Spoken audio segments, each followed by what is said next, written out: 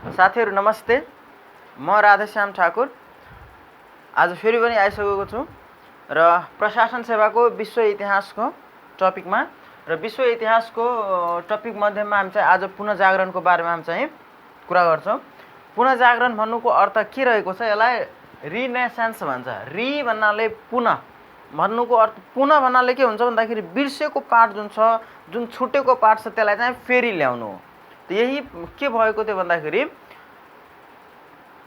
मध्यकालीन युरोपमा अथवा भन्दाखेरि 13औं शताब्दीदेखि लिएर 16औं शताब्दीको समय अवधिको बिचमा के भएको थियो भन्दाखेरि मध्यकालीन युरोपतर्फमा इसाई पादरीहरूको एउटा ठुलो प्रभाव थियो। इसाई पादरी भन्नाले कस्तो व्यक्ति भन्दाखेरि जस्तै हाम्रो हिन्दू धर्ममा के अरे मन्दिरको एउटा ठुलो महन्त हुन्छ, त्यसको चाहिँ सबैजनाले मान्ने, त्यस्तै किसिमको मध्यकालीन युरोपमा के थियो भन्दाखेरि चर्चहरूको ठुलो व्यक्ति हुन्थ्यो जसलाई चाहिँ इसाई पादरीहरू भन्थ्यो। इसाई धर्मको सबभन्दा ठुलो मान्छे जसलाई चाहिँ इसाई पादरीहरू हामी भन्थ्यौँ।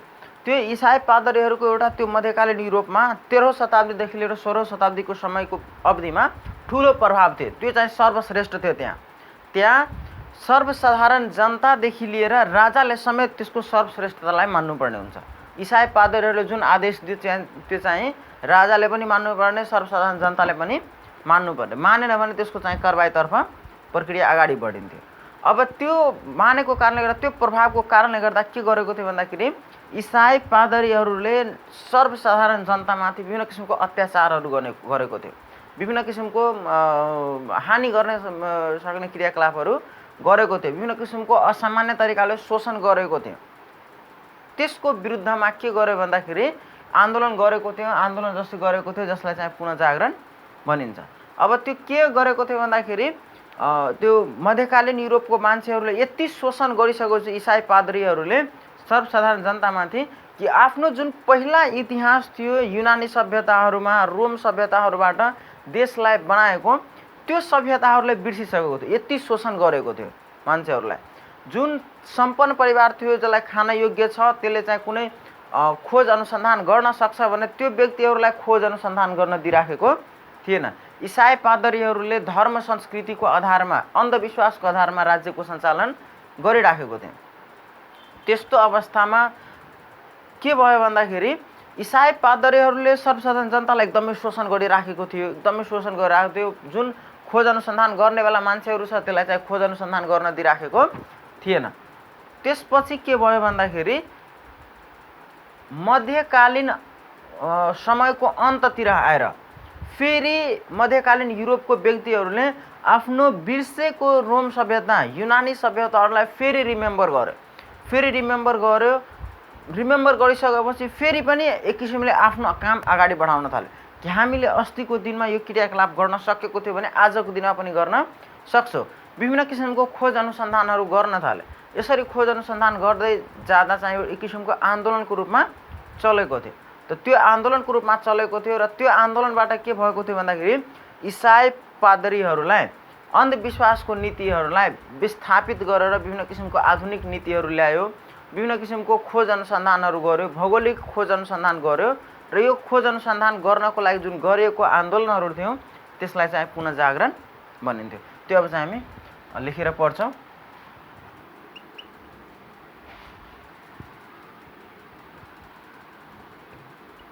मध्यकालीन युरोपमा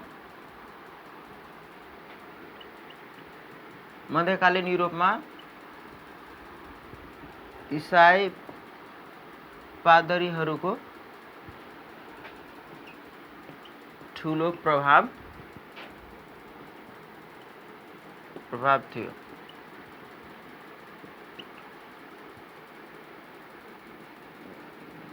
जसमा सर्वसाधारण जनतादेखि लिएर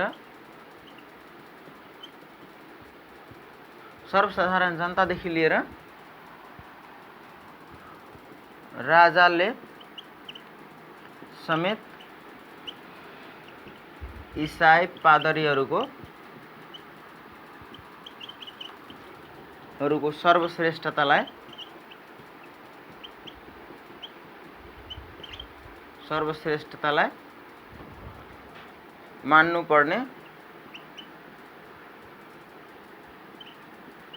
मान्नुपर्ने अवस्था देखिएको थियो। अब चाहिँ यो इसाई पादरीहरूको यति ठुलो प्रभाव थियो कि राजाले समेत त्यसको आदेश चाहिँ मान्नुपर्ने हुन्थ्यो।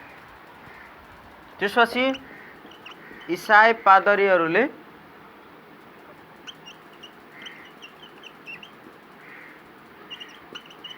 त्यसपछि 13औं शताब्दीदेखि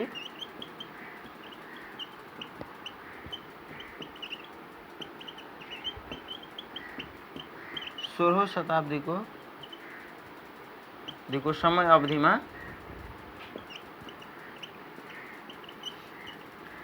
अवधिमा इसाई पादरीहरू ठालु सामन्त भन्नाले के हुन्छ भन्दाखेरि अलिकति पढे लेखेको अलिकति बुद्धिमानी व्यक्तिहरूले ठालु सामन्तीहरूले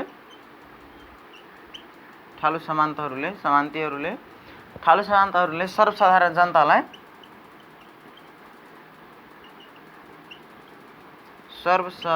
जनतालाई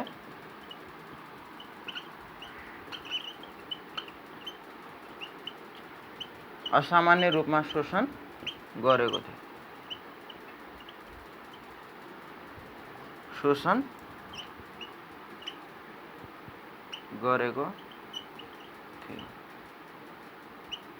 अब यसमा के भयो भन्दाखेरि इसाई पादरीहरूको अथवा त्यसको चाहिँ पिए मान्छेहरू जुन हुन्छ नि, त्यसको चाहिँ अब सपोर्टी मान्छेहरूले, ठालु सामन्तहरूले, अलिकति पढे लेखेको मान्छेहरूले, त्यहाँ अलिकति ठुलै मान्छे हो ठालु सामन्त भन्ने व्यक्तिले सर्वसाधारण जनतामाथि असामान्य रूपमा शोषण गरेको थियो।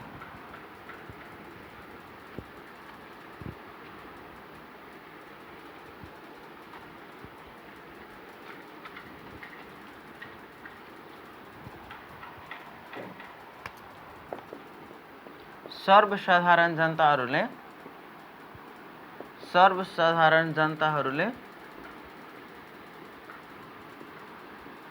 अत्याचार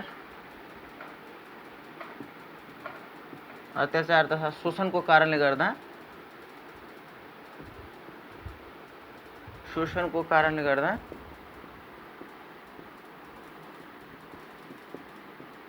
आफ्नो पूर्व यूनानी सभ्यता तथा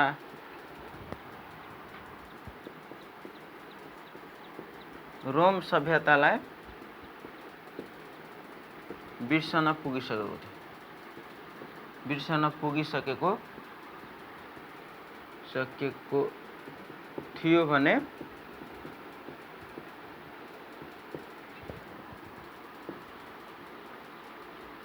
सम्पन्न वर्गहरूले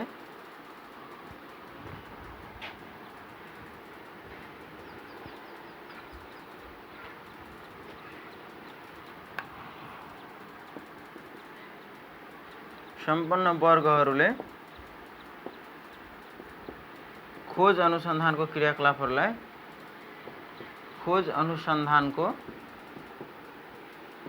क्रियाकलापहरूलाई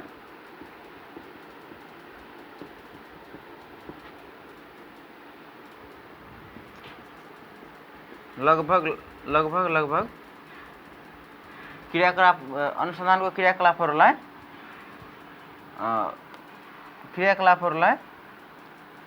करिब पूर्ण विराम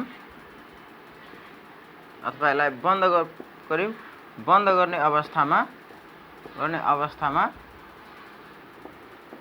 आइसकेको थियो।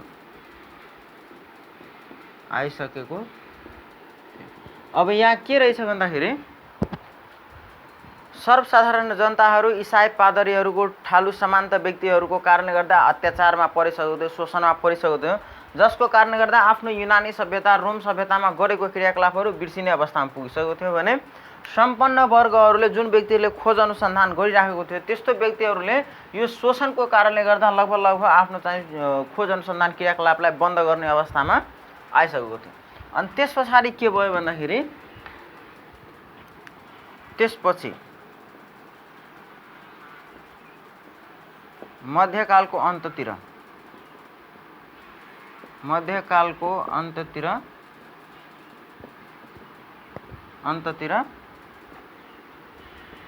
आफ्नो युनानी सभ्यता तथा रोम सभ्यतालाई याद गरेर फेरि खोज अनुसन्धान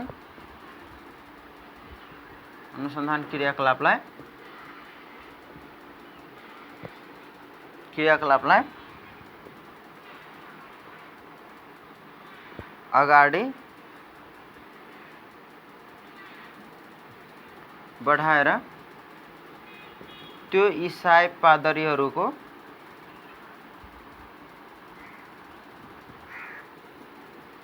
अत्याचार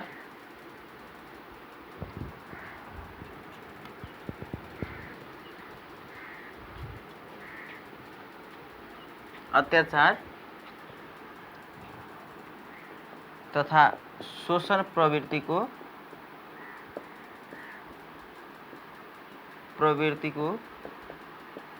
क्रियाकलापलाई विरोध गर्दै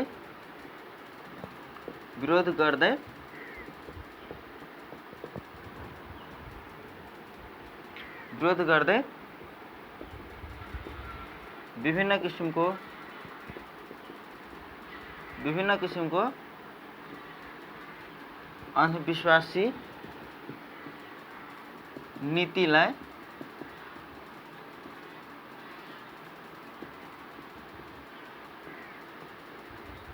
विस्थापित गर्दै एक किसिमको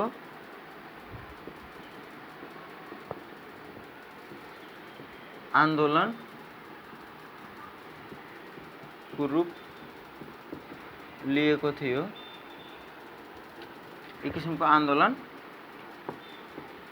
चलेको थियो जसलाई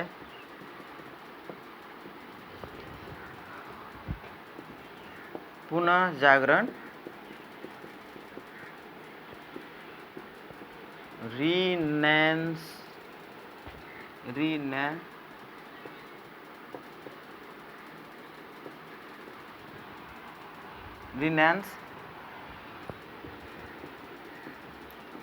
पुनः जागरण भनिन्छ। अब यहाँ के छ भन्दाखेरि अलिकति यहाँ ध्यान दिएर पढ्नुपर्ने के हुन्छ भन्दाखेरि इसाई पादरीहरूले जुन शोषण अत्याचार गरिराखेको थियो त्यो अत्याचारको विरुद्धमा जब उहाँहरूले चाहिँ फेरि मध्यकालको अन्ततिर आएर सर्वसाधारण जनता तथा सम्पन्न वर्गको व्यक्तिहरूले फेरि आफ्नो खोज अनुसन्धान गर्न सुरु गरिदियो। खोज अनुसन्धान गरिसके पछाडि उहाँहरूले इसाई पादरीहरूको अन्धविश्वास नीतिलाई विस्थापित गर्यो। अन्धविश्वास व्यक्तिहरू के अरे इसाई पादरीहरूको जुन एउटा त्यो अत्याचार शोषण गर्ने प्रवृत्ति थियो त्यो प्रवृत्तिको विरोध गरेको थियो र त्यो प्रवृत्तिको विरोध गर्दाखेरि विभिन्न किसिमको खोज अनुसन्धान गर्दाखेरि एउटा आन्दोलनको रूपमा निस्केको थियो। त्यो आन्दोलनलाई हामीले चाहिँ के भन्छौँ भन्दाखेरि पुनः जागरण। यसलाई पुनः जागरण किन भन्छ भन्दाखेरि यो हामी युनानी सभ्यता रोम सभ्यता पहिला पनि गरेको थियो, त्यो बिचमा बिर्सिसकेको थियो र त्यो बिर्सिएको अतीतलाई फेरि पनि रिटर्न ल्याएको हुनाले त्यसलाई चाहिँ पुनः जागरण भनिन्छ। र यो पुनः जागरण भन्दाखेरि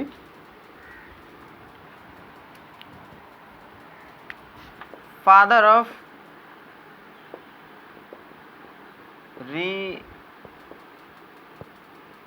रिनेसेन्स भनेर कसलाई बुझिन्छ भन्दाखेरि फ्रान्सियो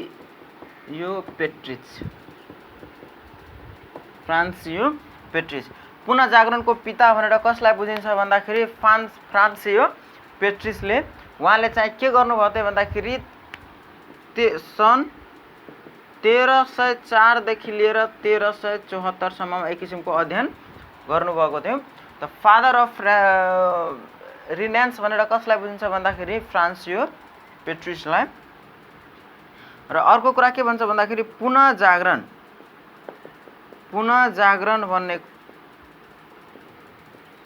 भन्नाले विद्याको पुनर्जन्म हो जसमा कला संस्कृति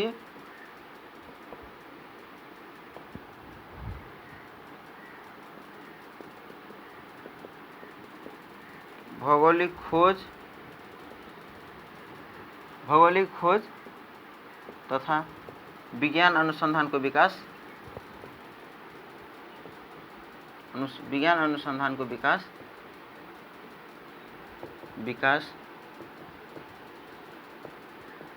भयो। यो भनाइ कसको रहेछ भन्दाखेरि भयो भन्ने भनाइ भारतीय प्रधानमन्त्री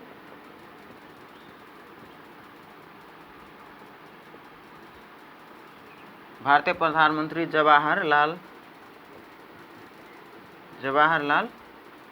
नेहरू। अब यहाँ के रहेछ भन्दाखेरि अलिकति यहाँ ध्यान दिनुपर्ने हुन्छ। कहिलेकाहीँ यो क्वेसन आइरहेको हुन्छ फादर अफ रिनान्स, फादर अफ पुनर्जागरण भनेर कसलाई बुझिन्छ भन्दाखेरि पेट्रिच, फ्रान्सियो पेट्रिच। यो चाहिँ कहाँको हुनुहुन्थ्यो भन्दाखेरि इटलीको साहित्यकार हुनुहुन्थ्यो। इटलीको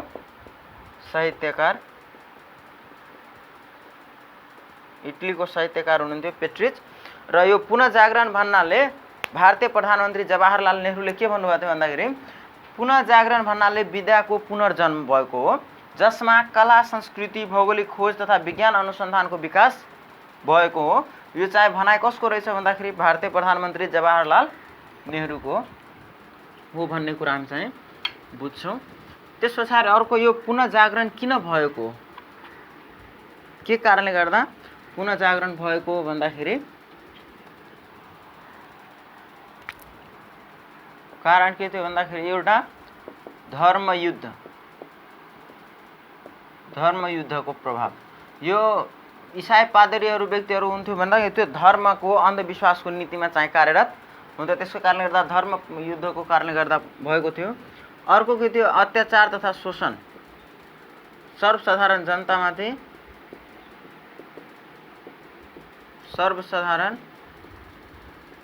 जनतामाथि भएको अत्याचारको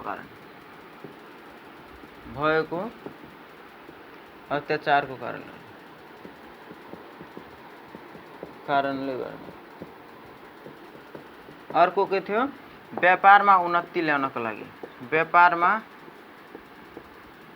उन्नति आउन नसकेको कारणले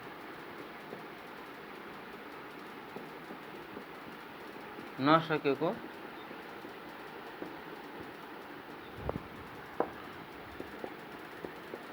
भौगोलिक खोजको पूर्ण विराम हुन नदिनको लागि। किन यो आन्दोलन भयो भन्दाखेरि व्यापारमा उन्नति ल्याउनको लागि भएको थियो, धर्मयुद्धको प्रभावहरू थियो, के अरे भौगोलिक खोजको पूर्ण विराम हुन नदिनको लागि थियो, कला संस्कृति जुन थियो त्यसलाई चाहिँ हराउन नदिनको लागि चाहिँ धर्मयुद्ध के अरे यो पुनर्जागरणको अवस्था आएको थियो, पुनर्जागरण आन्दोलन भएको थियो। अब यो पुनर्जागरण आन्दोलनबाट के बेनिफिट भयो त, उपलब्धि हामीले चाहिँ के पायो त? उपलब्धि हामीले के पायो भन्दाखेरि उपलब्धिहरू के पायो भन्दाखेरि सबभन्दा पहिला भौगोलिक खोज अनुसन्धानले निरन्तरता पायो।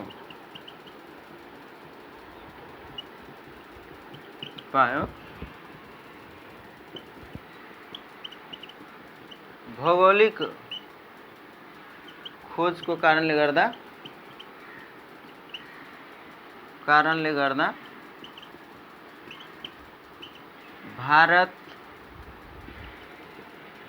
अमेरिका, न्यूजीलैंड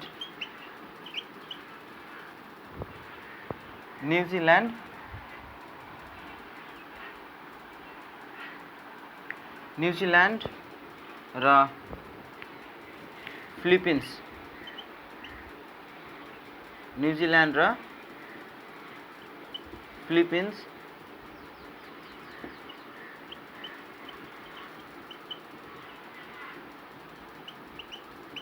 देश पत्ता लागेको थियो। अब यसमा उपलब्धिको रूपमा के भयो भन्दाखेरि पुनः जागरण पछि यो देशहरू भौगोलिक खोजहरू गरेको कारणले गर्दा यो अमेरिका, भारत, न्यूजीलैंड र फिलिपिन्स देश चाहिँ पत्ता लागेको थियो। यो क्वेसनहरू आइराखेको हुन्छ, यसलाई VBI को रूपमा पनि चिनिन्छ। यो क्वेसन पनि आइरहेको हुन्छ, भौगोलिक पुनः जागरण पछि कुन कुन देशहरूको पत्ता लागेको थियो। त्यस पछाडि अर्को आएको थियो अन्धविश्वासलाई विस्थापित गर्दै आधुनिक नीतिको आगमन भयो।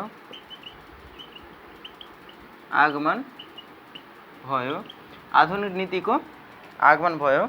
अर्को व्यापारमा उन्नति भयो। कला संस्कृतिको विकास,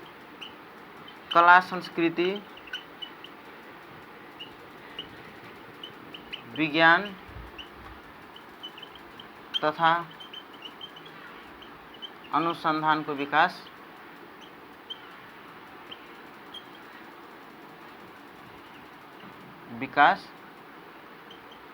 भयो। अब यहाँ हेर्नुस् के रहेछ भन्दाखेरि पुनः जागरण आन्दोलन गर्यो। त्यो आन्दोलन गरेको पश्चात हामीले चाहिँ के पायो त, उपलब्धि के भयो त, भौगोलिक खोज अनुसन्धान निरन्तरता पायो। जुन भौगोलिक खोज अनुसन्धान क्रियाकलाप जुन भइराखेको थियो त्यसले चाहिँ लगभग पूर्ण विराम अवस्थामा आइसकेको थियो। त्यसले अब चाहिँ के पायो त भन्दाखेरि निरन्तरता पायो। अब भौगोलिक खोज अनुसन्धान गरेको कारणले गर्दा के भयो त भारत, अमेरिका, न्यूजीलैंड र फिलिपिन्स देशहरू पत्ता लगायो। विभिन्न किसिमको देशहरू पत्ता लागेको थियो। अब अन्धविश्वासी नीति जुन थियो, इसाई पादरीहरूको अन्धविश्वास नीति थियो, त्यसलाई विस्थापित गरेर कस्तो नीति ल्यायो, आधुनिक नीतिको आगमन भयो। व्यापारमा उन्नति भयो, व्यापारहरू सब बन्द गरिसकेको थियो। कला संस्कृति विज्ञान तथा अनुसन्धानको विकास भयो। अर्को तर्क र प्रयोगहरूको पनि विकास भयो। अब मान्छेले चाहिँ अब आधुनिक रूपले चाहिँ विकास गर्न सक्षम भइसकेको अवस्था थियो। यो हाम्रो लागि पुनः जागरण पछिको उपलब्धि हो है त। त्यस पछाडि अर्को के रहेछ भन्दाखेरि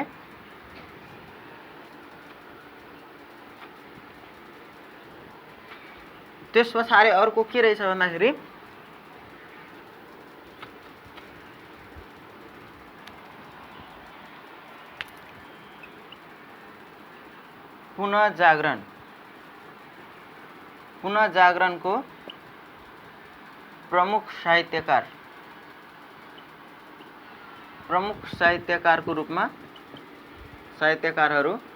साहित्यकारहरू को थिए भन्दाखेरि दाँते, बोकासियो र पेट्रिच, फ्रान्सियो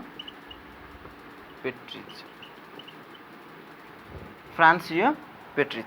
त्यसमा पनि पुनः जागरणको प्रमुख साहित्यकारहरू को थिए भन्दाखेरि दाँते, बोकासिको र फ्रान्सियो। र सबभन्दा प्रथम साहित्यकार इटालीको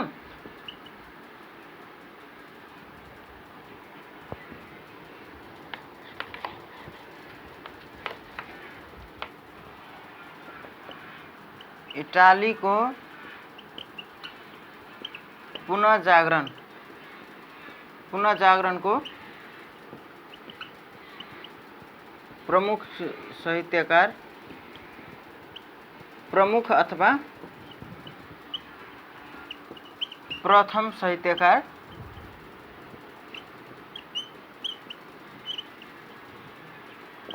दाँते हुनुहुन्थ्यो। प्रमुख तथा मेन चाहिँ त्यसको जागरण पुनः जागरण गराउने व्यक्ति को हुनुहुन्थ्यो भन्दाखेरि दाँते।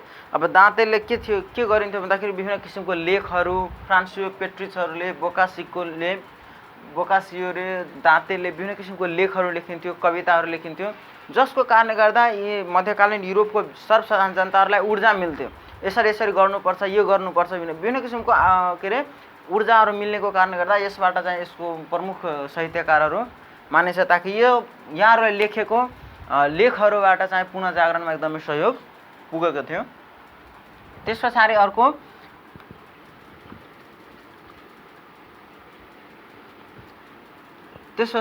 के थियो भन्दाखेरि पुनर्जागरणको प्रमुख कलाकारहरू।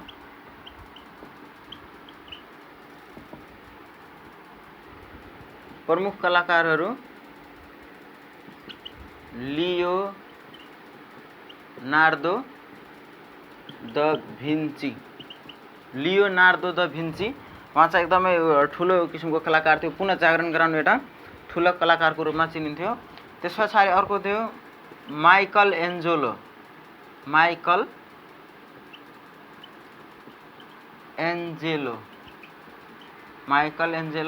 अनि त्यस पछाडि राफेल। यो चाहिँ प्रमुख कलाकारहरू हुन् र यसको कृतिहरू विभिन्न किसिमको कृतिहरू पनि निकालेको थियो। अर्को के थियो भन्दाखेरि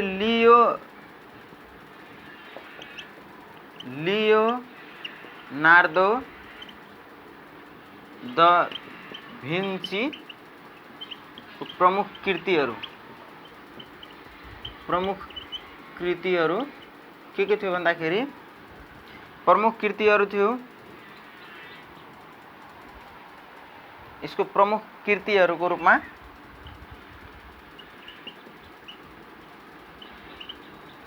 द भर्जिन। त्यस पछाडि अर्को थियो यसको प्रमुख कृति के अरे यसको प्रमुख कृतिहरूको रूपमा लियोनार्दो द भिन्चीको प्रमुख कृतिहरूको रूपमा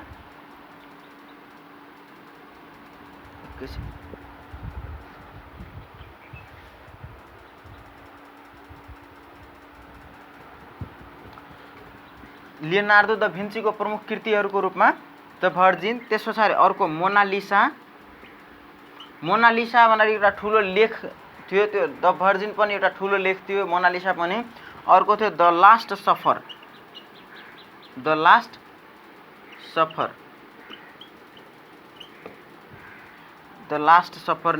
एउटा यो के अरे द लास्ट सफर भनेर बुझिन्थ्यो। द भर्जिन, मोनालिसा अनि त्यस पछाडि अर्को यसलाई नेपालीमै थियो द लास्ट सफर। के बुझिन्छ भन्दाखेरि द लास्ट सफर यो लियोनार्दो द भिन्चीको प्रमुख कृतिहरू थियो। यी कृतिहरूले के गरेको थियो भन्दाखेरि सर्वसाधारण जनता, इटलीको जुन सर्वसाधारण जनता थियो, पूर्ण मध्यकालीन युरोपको जनताहरू, त्यसले चाहिँ यो कृतिहरू मार्फत विभिन्न किसिमको सन्देशहरू लेखेको थियो, जसको कारणले गर्दा पुनः जागरणमा सहयोग पुगेको थियो।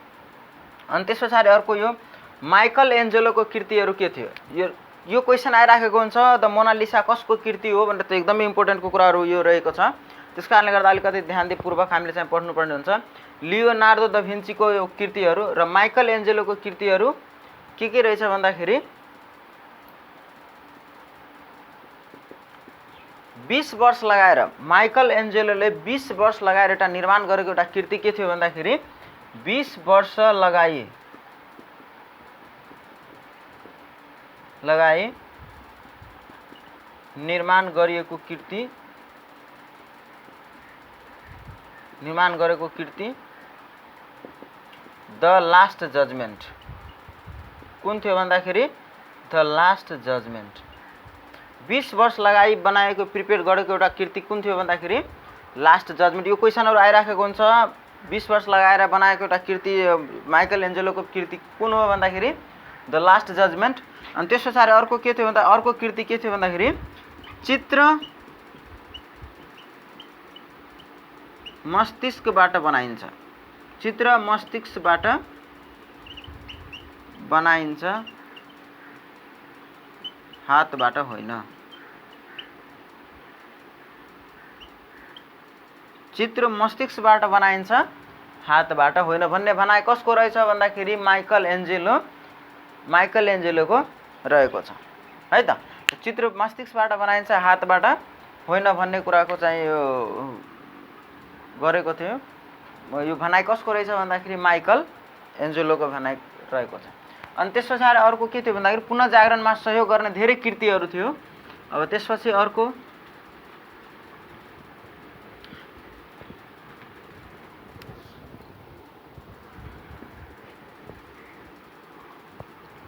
कृति के थियो भन्दाखेरि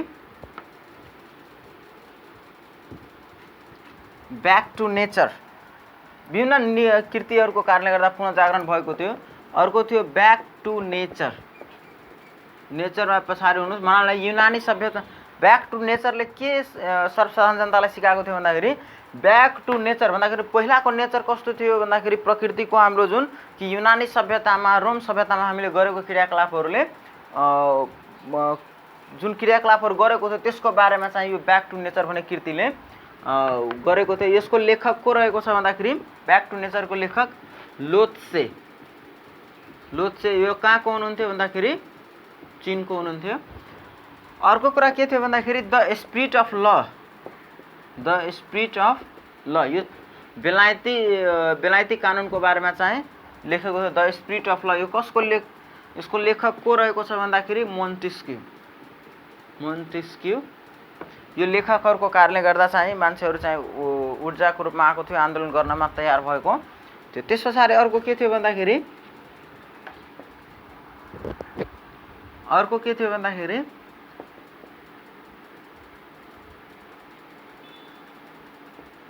द सोसियल कन्ट्याक्ट। यो चाहिँ कसको भनाइरहेको छ भन्दाखेरि सोसियल कन्ट्याक्ट। अर्को कुरा के थियो भन्दाखेरि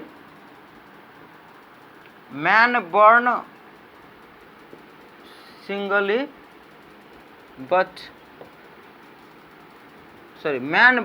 freely but everywhere where she is in chain। मान्छे जन्मिन्छ फ्रीली तर जन्मेपछि यो इन्भाइरोमेन्टमा चाहिँ फेरि के अरे यो संसारमा मायाको संसारमा भनेर जिउनुपर्छ भन्दाखेरि चेनमै बाँचिराखेको हुन्छ भन्ने कुरा इन्डिकेट गरेको हो।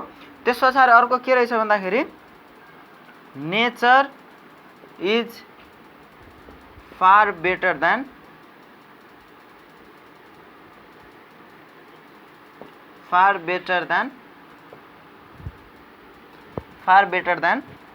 नेचर इज फार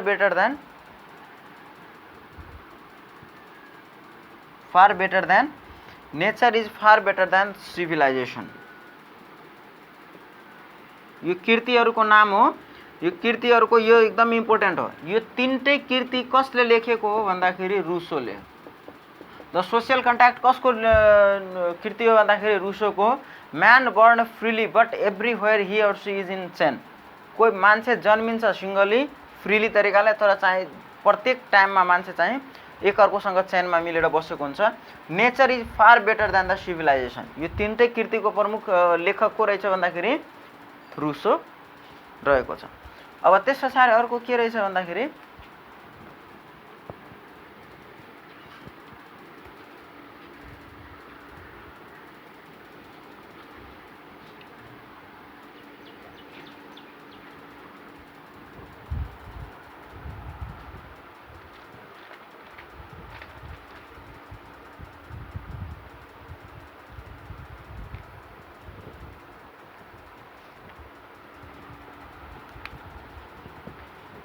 अर्को कुरा के रहेछ भन्दाखेरि यो के अरे पुनः जागरण भएपछि विभिन्न किसिमको खोज अनुसन्धान भएको थियो र खोज अनुसन्धानबाट हामीले के पाएको थियो भन्दाखेरि कला संस्कृतिको विकास भएको थियो, भौगोलिक खोज अनुसन्धानको विकास भएको थियो, साहित्यमा विकास भएको थियो, अर्को कुरा व्यापारमा उन्नति भएको थियो।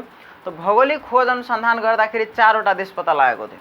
अमेरिका, न्युजिल्यान्ड, भारत र फिलिपिन्स। यो चारवटा देशहरू चाहिँ पत्ता लागेको थियो। त यो चारवटा देशहरूमा फिलिपिन्स फिलिपिन्स पत्ता लगाउने व्यक्ति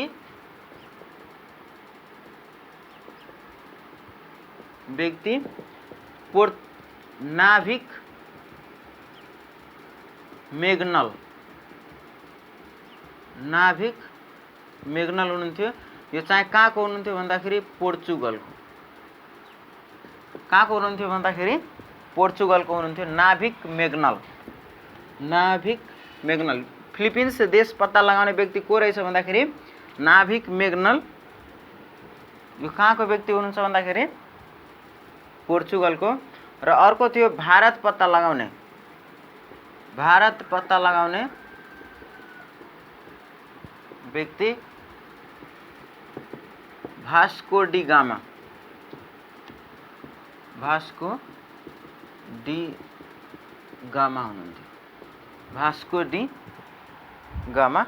हुनुहुन्थ्यो। ओके, त यो पुनः जागरणको बारेमा हामीले चाहिँ यति जानकारी पाउनुपर्ने हुन्थ्यो। पुनः जागरण मेन चाहिँ 13औं शताब्दीदेखि लिएर 16औं शताब्दीमा भएको थियो। कसको विरुद्धमा भएको थियो भन्दाखेरि इसाई पादरीहरूको विरुद्धमा भएको थियो। यो चाहिँ ठुली सामन्तहरू जुन व्यक्तिहरू हुन्थ्यो त्यसको अत्याचार शोषण विरुद्धमा भएको थियो। र पुनः जागरणको अवस्थामा हेर्दाखेरि जुन लेखहरू लेखिएको थियो, विभिन्न किसिमको कृतिहरू थियो, त्यो चाहिँ एकदमै इम्पोर्टेन्ट हुन्छ। त्यो कृतिहरू अनिवार्य हामीले चाहिँ थाहा पाउनुपर्ने हुन्छ। त यो सेसन यतिकैमा सकिन्छ। अब चाहिँ अर्को सेसनमा अर्को च्याप्टर लिएर आउनेछु। त्यसको लागि अब आजको लागि हामी चाहिँ यही नै बिताउन चाहन्छु। नमस्ते, धन्यवाद, बाई बाई।